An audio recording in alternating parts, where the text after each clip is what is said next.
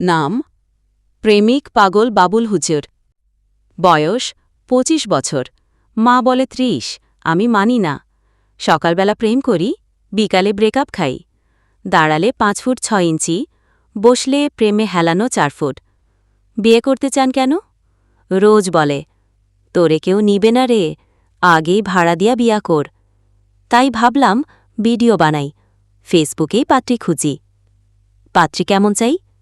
ভাত রাঁধতে জানে, অন্তত ডিম ভাজি করতেও পারলে চলবে। সিন করে রিপোর্ট না দিলে সমস্যা নাই, কিন্তু সিন লেখা যেন না আসে।